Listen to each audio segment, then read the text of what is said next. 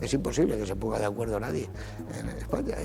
¿No? Predomina el amor propio, el odio, el recelo, ¿cómo te diría yo?, la envidia. Hola, ¿qué tal están? Bienvenidos a una nueva cita con la cultura iberoamericana. Esta semana nos acompañará José Luis García, que dirige en teatro Arte Nuevo. Pero por supuesto no estará solo, porque también hoy en NSI Noticias visitamos Río de Janeiro para tener un diálogo en la oscuridad. Además, conocemos la historia detrás del documental uruguayo Tus padres volverán. Y también reflexionamos sobre el presente de la homofobia.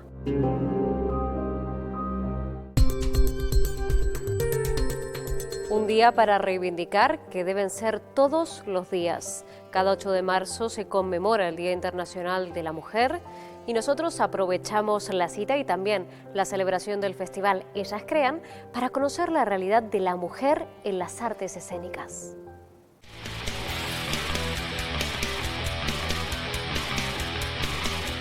Este tipo de festivales, me parece que su utilidad es justamente para hacer pensar de que no deberían existir. Si necesitamos festivales que apoyan a la mujer creadora, es porque esto automáticamente denuncia que socialmente no tenemos visibilidad. Siguen siendo mayoría en las facultades, son la mayoría de graduadas, de licenciadas, de las facultades de letras, en las facultades de bellas artes, pero sin embargo luego no se ven representadas. Empiezas como creadora, tienes un impulso inicial y que luego para llegar a las capas más altas... Está todavía porque veamos a una mujer dirigir un museo estatal. Y no entiendes muy bien cuáles son los mecanismos por los cuales se te van cerrando puertas. Las reseñas literarias en los periódicos, un 20% son solamente se refieren a libros escritos por mujeres, un 7% solamente logran dirigir películas. Los gestores, los programadores, los que efectivamente dan el dinero o seleccionan piezas, son hombres. Tampoco hemos sido incentivadas a tener un carácter creador. Siento que eso siempre, como una chica, se le apaga este impulso. El 80% son hombres y solo hay un 20% de mujeres. Creo que la danza está ahí un poco más de equilibrio. Aparentemente la mujer tiene un papel protagónico, ¿no? Y el hombre está ahí como para mostrar a la mujer. Yo, por no ser el cuerpo atlético típico de una bailarina, empecé a escuchar casi a diario que yo era gorda, que yo era fea y que yo no podía estar ahí, mientras que los chicos eran más o menos atléticos o tenían sus cuerpos. La expresión de lo que hacíamos no dependía de mi físico. El hombre que trabaja tiene su trabajo, ¿no? Y está ahí bailando probablemente un papel más o menos importante. Pero tú ves que hay igual unas pocas bailarinas principales y un montón de bailarinas secundarias detrás que se pueden pasar la vida quietas en el escenario, ahí llorando en silencio su frustración.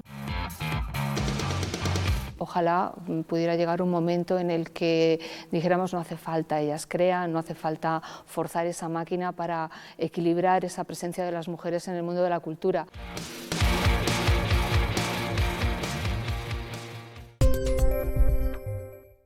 Un viaje de vuelta, una recepción masiva.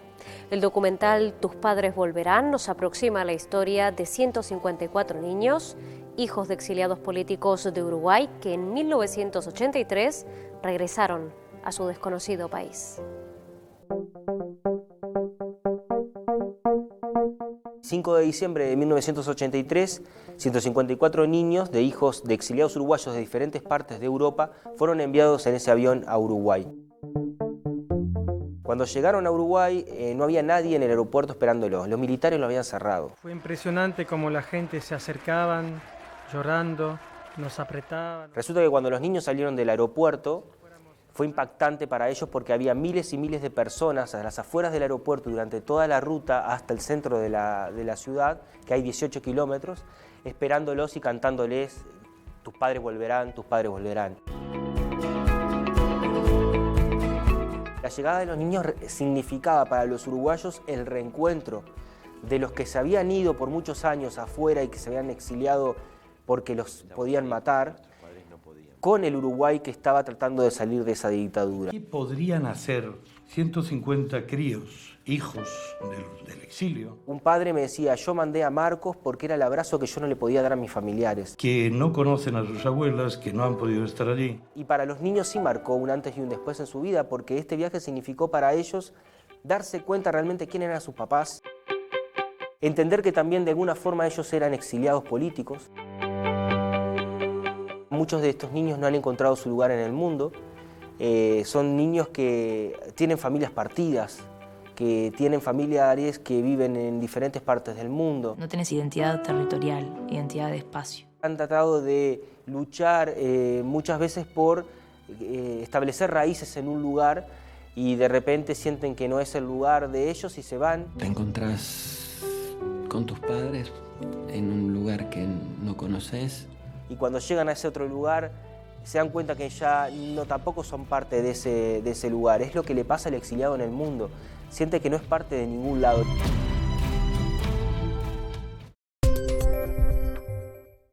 Una exposición en la que el visitante no puede ver nada, pero todo lo siente. Se trata de Diálogo en la Oscuridad, un proyecto que llega a Sao Paulo y Río de Janeiro con el objetivo de acercar al público toda una experiencia multisensorial.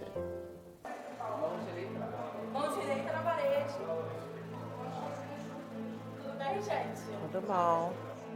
Aqui tem uns canos. Será que é cano?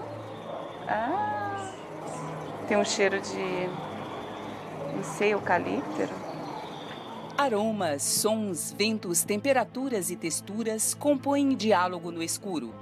Uma exposição num espaço onde o não vidente guia e o vidente se deixa guiar. Aqui dentro, para nós guias, não há dificuldade alguma. Nós temos pleno domínio do espaço, do lugar, de tudo, como se fosse a nossa própria casa. A exposição, que entra no seu 26º ano, já percorreu 39 países e mais de 140 cidades pelo mundo. A experiência multissensorial rompe a barreira do desconhecido e desafia o público a descobrir o mundo de outra maneira. Que é uma troca de papéis. Na rua, eu preciso de você. E nesse espaço, você precisa de mim. Então, eu acho uma interação muito boa, uma melhor maneira de se conhecer as pessoas. Você, às vezes, não tem como identificar na rua, nem conversar, que às vezes você não tem tempo, não pode. E aqui não, aqui esse projeto, para mim, é o máximo. Visitada por mais de 8 milhões de pessoas em todo o mundo, Diálogo no Escuro já empregou mais de 7 mil deficientes visuais. 7 mil deficientes visuais não só veem isso como um trabalho, mas de certa forma como uma missão. A gente tem frases de guias da exposição que mostram isso. Tem uma que fala: eu não posso mudar fatos, mas eu posso mudar atitudes.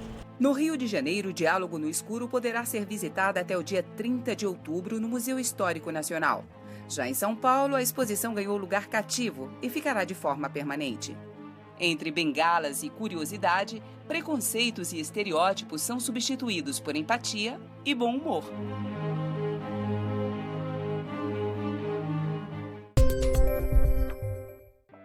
Dejó el cine, pero se pasó al teatro. José Luis García dirige Arte Nuevo, una obra con la que busca reivindicar la figura de aquellas personas que en el pasado abrieron caminos que otros recorrieron después.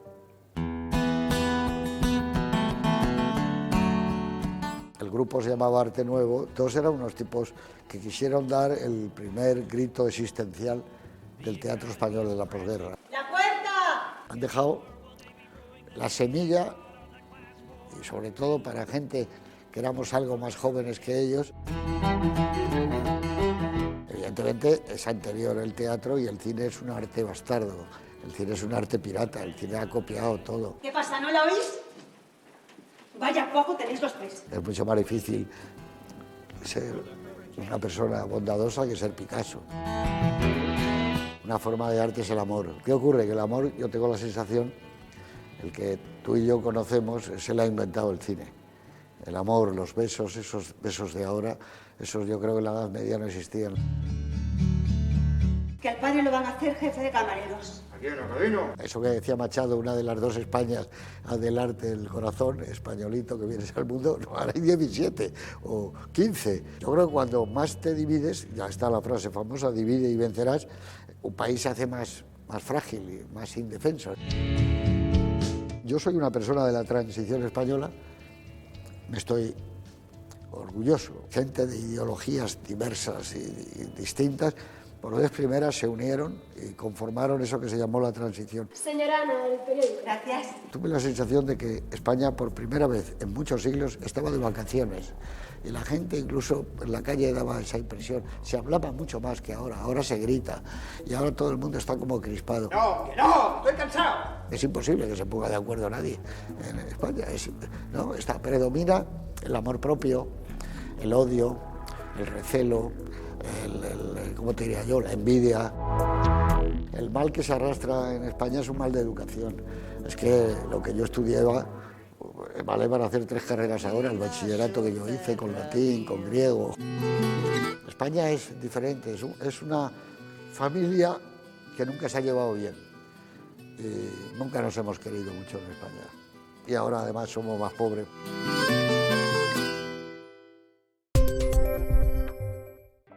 ¿Blanco o negro? Lo más probable es que la respuesta sea gris. Caminamos entre dualidades cuya opción más correcta suele estar en el centro. Dualidades que también maneja el artista costarricense José Miguel Rojas. La dualidad, digamos, ha estado presente en mi trabajo plástico. Es el juego del doble nombre, del llamarse de alguna forma, como una forma de borrar un pasado. Enfrentamientos que me llevan a replantearme a mí, digamos, como individuo ante la vida. Nunca soy yo, siempre hay como un juego de figuras que aparecen y que, ¿verdad?, que son rostros borrados. Cómo a través de esas grandes pinturas uno puede encontrar la belleza en la fealdad. Siempre es uno un adversario o frente uno a un adversario y de qué forma uno emplea la mejor estrategia para ganarle al otro. Desmitificar, digamos, el concepto binario, digamos, concepto de pareja, hombre-mujer. No es blanco y negro, digamos, como una cosa establecida, sino que es un abanico de un montón de posibilidades, de individuos. Una mujer transexual o un hombre transexual, hay mucha cosa ahí de por medio donde uno problematiza de alguna forma el concepto, digamos, clásico, digamos, de la representación hombre-mujer.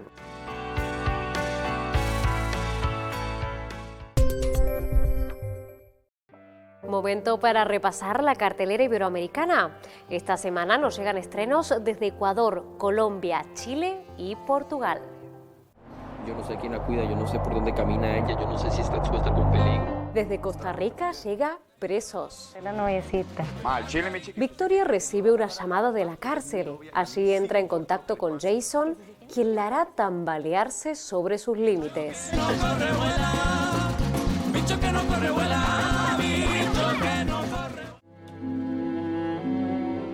Llega el documental chileno Viejos Amores, realizado por la actriz Gloria Lazo. Al momio lo calienta mucho. la pituca que es izquierdista, pues. 7 actrices que forman parte de la identidad de Chile hablan sobre sus vidas y sobre los momentos históricos del país. Pero está ahí como la ayuda para hablar. Estamos con una dictadura militar de 70, 71, 72. Sigue en la cartelera de Ecuador Alfaro vive carajo. Valorar cada segundo de la vida. El documental recoge los testimonios de un grupo de exguerrilleros supervivientes del movimiento Alfaro vive carajo, que fue aniquilado durante la presidencia de León Febres Cordero. ¿Qué pasa con los represores? Ellos no deben dar cuentas a la justicia. O Amore Lindo porque Sim es la nueva producción portuguesa. Olha, me queria apresentar-lhe a Amélia. Una cadena de acontecimientos empañan la vida de Amelia hasta que todo se vuelve del revés. Solo le quedará saber a quién le entregará su amor. Homem não traz felicidade a uma mulher só porque sim. Voluntaria o involuntariamente forman parte de nuestras vidas. Publicidad y humor son 2 ejes difíciles de evitar. 2 ejes que vertebran Smile, un festival que celebró su 6ª edición. ¿Es compatible la publicidad con la responsabilidad social? ¿En qué situación está el sector hoy en España? Asistimos a Smile Festival, donde la sonrisa no es la distancia más corta entre 2 personas, sino entre consumidor y producto. La gente que ve publicidad muchas veces no está predispuesta a ver publicidad, ¿no? Entonces una publicidad que te entretiene, que te hace reír, ya es una publicidad que por lo menos te aporta algo. ¿Cuáles son las líneas rojas de un anuncio publicitario? Desde anuncios sexistas, que por desgracia todavía existen, anuncios con mensajes poco lícitos. ¿Qué lugar tiene la publicidad social hoy en España? Cada vez más se da valor, ¿no?, a ese mensaje solidario y las marcas cada vez son mucho más responsables. En tu opinión, ¿qué es lo mejor y lo peor de ese trabajo? Lo mejor es el reconocimiento, como la mayoría de trabajos, y bueno, lo peor es a veces quizás el esfuerzo desmedido que hay que hacer, ¿no? Lo peor es que no tienes tiempo para otra cosa que para trabajar. ¿Este concepto de responsabilidad social es utilizado a veces por las empresas de forma hipócrita? Sinceramente sí. A veces las empresas quieren dar una imagen de ser muy solidarias, no más que para vender. Ya hemos visto casos como marcas como Volkswagen, ¿no?, sin ir más lejos, que han estado engañando durante años al consumidor vendiendo una falsa publicidad social. La publicidad social se plantea objetivos no comerciales. ¿Es esto compatible con la publicidad como tal, que en teoría su objetivo es vender un producto? Se pueden unificar ambos conceptos sin ningún tipo de problemática. De hecho, un producto es mucho más vendible si es social. El consumidor le va a dar muchísimo más valor.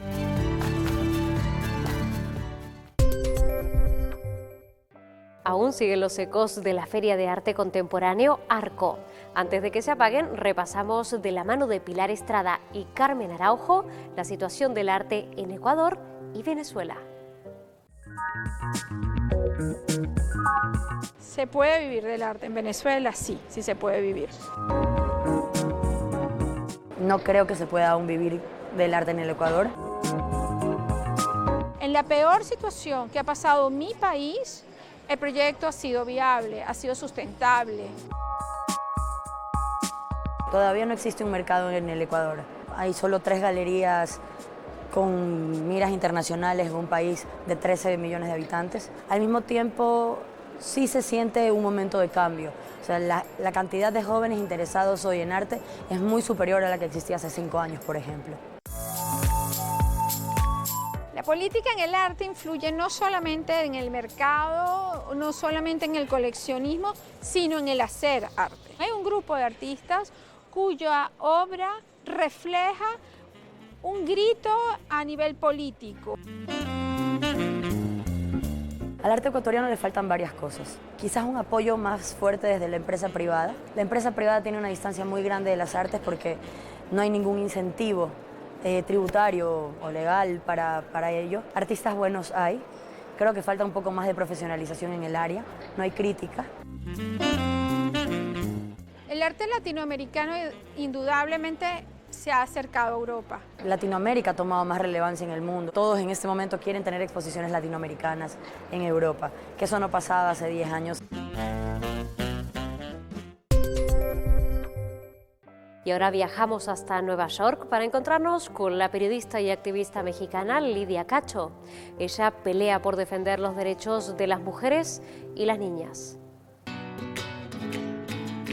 Lidia Cacho ha sido descrita por Amnistía Internacional como quizás la periodista, investigadora y defensora de los derechos de la mujer más famosa de México. Lo que quiero lograr es lo que estoy logrando. Me parece que una de las misiones de cualquier periodista y de cualquier activista de los derechos humanos es lograr tener un impacto en la sociedad y poder sentarse a tener un debate y un diálogo público. No puedes creer que una sociedad puede llegar a crecer, a mejorar, a ser democrática si dentro de las familias no hay democracia, si dentro de las escuelas no hay democracia. Tenemos que aprender a asumir el liderazgo, sobre todo en la cultura latinoamericana, que tenemos esta tendencia a desacreditar a las personas que son protagonistas. Y yo desde niña aprendí a ser protagonista de mi vida, y si todas y todos fuéramos protagonistas de nuestra libertad, de nuestra fuerza, de nuestro poder y de nuestra inteligencia, tendríamos una sociedad mucho más empoderada para luchar contra los males sociales. Tenemos que hablar no solamente de los valores en términos genéricos, sino de qué significa el erotismo, el amor, el deseo, la equidad, la igualdad entre las parejas, qué significa la diversidad, cómo la asumimos o cómo la rechazamos. Tenemos que hablar de estos temas abiertamente. 5 jóvenes agredidos por su condición sexual. Desafortunadamente es un titular que encontramos a menudo y no solo en otros continentes. Nuestra reflexión de hoy nos lleva a conversar con el periodista Marcos Paradinas, que acaba de publicar el libro El fin de la homofobia. A día de hoy estamos más lejos en otras partes del mundo que en España, que por suerte somos en teoría el país más tolerante del mundo, pero sigue quedando mucho por hacer. En España hicimos un gran cambio, pasamos a estar muy bien, pero estamos ahora yendo quizás un poco hacia atrás. Estos días lo acabamos de ver con el beso que se han dado Pablo Iglesias y Xavier Domènech. Mucha gente se ha escandalizado porque son 2 hombres dándose un beso, o preguntan, ¿pero Pablo Iglesias es homosexual o Xavier es homosexual? Eso es lo de menos. O sea, realmente si fuera Carolina Vescanza la que hubiera bajado del escaño y se hubieran dado un beso, quizá la gente estaría preguntando si es su novio o no es su novia, o sea, si es su novia Carolina Vescanza.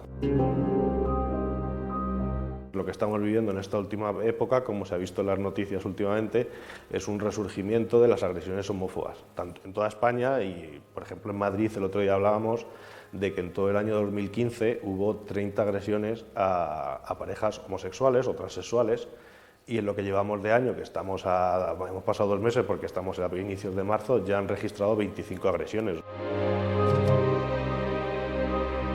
En España ahora hemos cambiado, pero sí es verdad que las leyes son más sutiles. Por ejemplo, una de las cosas que han hecho recientemente fue en el año 2013, el gobierno actual quitó a las lesbianas y también a las parejas, a las mujeres solteras, el derecho a poder asistir a la seguridad social para recibir técnicas in vitro de reproducción. Lo que hicieron fue exigir que la persona, la mujer que asistía a estas técnicas, llevase 12 meses de coito vaginal sin embarazo para poder acceder a ellas.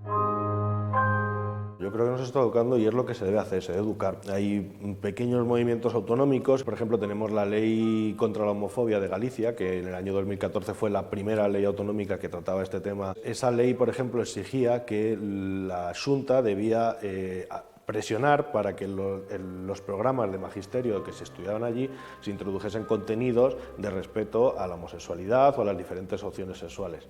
Esto no se hizo. A día de hoy, las personas homosexuales o transexuales, los chicos, los adolescentes de estas tendencias, tienen el triple de posibilidades de sufrir acoso escolar y suicidarse por ello.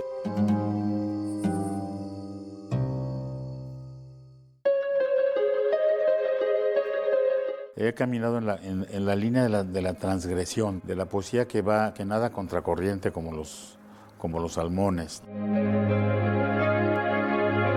Yo no escribo poemas para enamorar quinceañeras, ¿no? Que además las quinceañeras ya no nos harían tanto caso. Ya lo han visto, la semana que viene estará con nosotros el poeta mexicano Enrique Márquez. Ahora llega el momento de decirles adiós y lo hacemos recordando el Día de la Mujer, que no solo es el 8 de marzo y que desde 1975 busca reivindicar la igualdad de derechos. Con esta lucha los dejamos. Hasta la próxima. No podrás presumir jamás de haber jugado con la verdad, con el amor de los demás.